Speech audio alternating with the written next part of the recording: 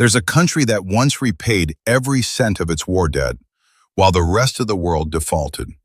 That same quiet resolve carried it through one of history's most lopsided wars. In 1917, amid the chaos of the Russian Revolution, Finland declared independence after more than a century under Russian rule. The young nation was poor, war-torn from its own civil war, and desperately in need of foreign loans to survive. In 1919, the United States extended credit to help Finland rebuild. Decades passed.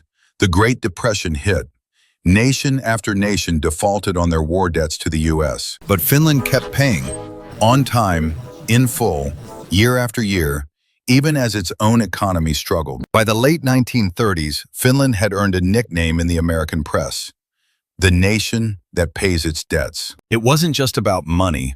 It reflected something deeper, a fierce, quiet national pride in honoring commitments, no matter the cost. That same character would soon be tested, not by creditors, but by an army. Finland shared an 800-mile border with the Soviet Union, and Leningrad, Stalin's second capital, sat just 20 miles from Finnish territory. As tensions in Europe rose through the 1930s, Finland tried to remain strictly neutral. But neutrality would not be enough to keep the storm away. In August 1939, a secret agreement was signed in Moscow that would decide Finland's fate without a single Finn in the room. The Molotov-Ribbentrop pact between Nazi Germany and the Soviet Union carried a hidden protocol, dividing Eastern Europe into spheres of influence. Finland had just been quietly assigned to Stalin's side of the map.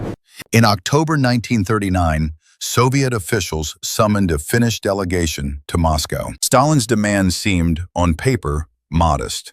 Move the border near Leningrad back, lease a naval base, trade some territory. But Finland understood what those modest demands really meant: the slow erosion of its sovereignty. Finland refused to hand over strategic territory, even under enormous pressure from a much larger neighbor. Negotiations dragged through October and November, growing more tense with every session. On November 26, 1939, Soviet artillery shelled a village called Mainila, near the Finnish border. The USSR blamed Finland for the attack, despite most historians agreeing the shelling was staged by Soviet forces themselves. It was the pretext Stalin needed. On November 30th, 1939, over 20 Soviet divisions crossed into Finland without a formal declaration of war. The Soviet Union expected total victory within weeks. Soviet leadership even commissioned celebratory music for a victory parade through Helsinki. Finland had roughly 300,000 soldiers, most without proper winter equipment. The Soviet Union had over 500,000 troops, backed by tanks and aircraft. On paper, the war was already over before it began. But Finland had two advantages no army could easily overcome: brutal winter terrain and soldiers who knew every inch of it. Finnish troops moved on skis through dense forests, wearing white camouflage that made them nearly invisible against the snow. The world was about to witness one of the most unexpected military stands of the 20th century. Temperatures plunged to nearly -40 degrees, cold enough to freeze diesel engines and human skin alike. Finnish forces, led by Field Marshal Carl Gustaf Mannerheim, adopted a strategy built around speed, mobility, and knowledge of the land. Small, fast-moving Finnish units used a tactic called motti, encircling and isolating larger Soviet columns strung out along narrow forest roads. At the Battle of Suomussalmi, a vastly outnumbered Finnish force effectively destroyed 2 Soviet divisions. Soviet troops, many from warmer regions of the USSR, struggled badly with the extreme cold and unfamiliar terrain. News of Finland's stunning resistance spread across the world within weeks. The League of Nations formally expelled the Soviet Union for its unprovoked aggression. Volunteers from Sweden, Norway, and even further abroad tried to join Finland's fight. But sympathy is not the same as military support. Real, substantial aid from the Western powers never fully arrived. Finland was, in the truest sense, standing almost entirely alone. And yet, week after week, the tiny nation held the line against one of the largest armies on Earth.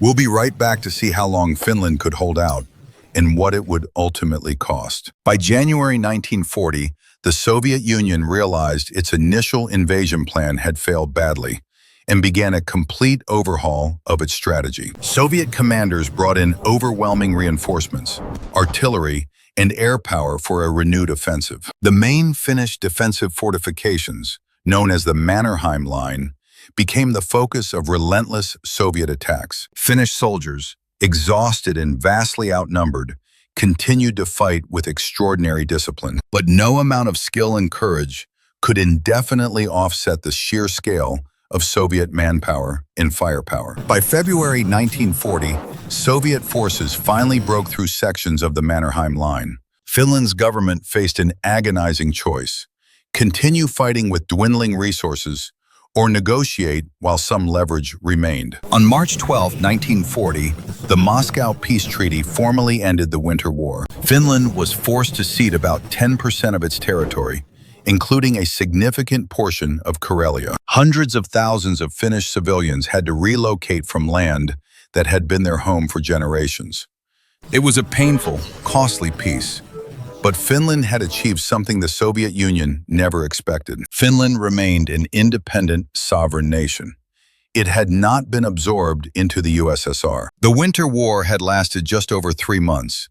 It cost Finland dearly, but it cost the Soviet Union far more than anyone anticipated. The Red Army suffered staggering casualties, exposing serious weaknesses that other world leaders were quietly taking note of. One leader watching particularly closely was Adolf Hitler, who saw the Soviet military struggles as a sign of underlying weakness. Coming up, how Finland's story didn't end in 1940, and what it means for the world watching Europe today. In June 1941, when Nazi Germany launched its invasion of the Soviet Union, Finland saw an opportunity to reclaim its lost territory. Finland joined the conflict alongside Germany in what became known as the Continuation War. For nearly 3 years, Finnish forces fought to recover the land taken during the Winter War. But as the tide of the broader war turned decisively against Germany, Finland's position grew increasingly precarious. In September 1944, Finland signed an armistice with the Soviet Union, once again ceding territory and agreeing to harsh terms. Among those terms, massive war reparations, payable to the Soviet Union over the following years. Many expected Finland to struggle, or even default, under the crushing weight of the payments. Instead, true to the reputation it had built decades earlier, Finland paid every reparation in full, completing the payments by 1952. Once again, Finland had proven itself the nation that honors its debts, even under the most difficult circumstances. In the decades that followed, Finland pursued a careful, deliberate policy of neutrality between East and West. This delicate balancing act became known internationally as Finlandization, independence maintained through careful diplomatic caution. Finland built a prosperous, stable democracy, all while remaining formally outside NATO and other Western military alliances. For over 75 years, that policy of neutrality defined Finland's place in the world. It was a hard-won peace, shaped directly by the lessons of standing alone in the winter of 1939. But history, it turns out, was not finished testing Finland's resolve. In February 2022, Russia launched a full-scale invasion of Ukraine, shattering decades of relative stability in Europe. For Finland, the images were disturbingly familiar. A much larger neighbor invading a smaller nation without formal declaration. The same historical memory that shaped Finland's identity in 1939 resurfaced with striking urgency. Public opinion in Finland, long cautious about NATO membership, shifted dramatically within weeks. In May 2022, Finland formally applied to join NATO, ending decades of careful neutrality. On April 4th, 2023, Finland officially became the 31st member of NATO. Finland's 800-mile border with Russia instantly became NATO's longest single border, with the alliance's largest rival. For many Finns, the decision echoed the same instinct that once sent ski troops into the winter forest. Never stand alone again if you don't have to. The nation that once repaid every debt and once endured an invasion virtually unaided chose a different path this time. Finland's Winter War is often treated as a footnote squeezed between larger fronts of World War II. But its lessons about resolve, about the limits of sympathy without support, about the price of standing alone, still shape decisions made today. In Helsinki today, monuments to the Winter War stand not far from the halls where NATO membership was debated and approved. Two moments separated by more than 80 years, connected by the same fundamental question. What happens when a small nation faces a much larger neighbor? Finland's answer, then and now, has been the same. Prepare, endure, and never simply hope for the best. It is a small country story, but it is one that keeps reshaping how the rest of the world thinks about security in Europe. Which forgotten WW2 story should we tell next? Subscribe to Gold Era History and join us for episode 3. Remember, history always has many different angles, and this is just one way to tell it. You can find our reference sources in the description below.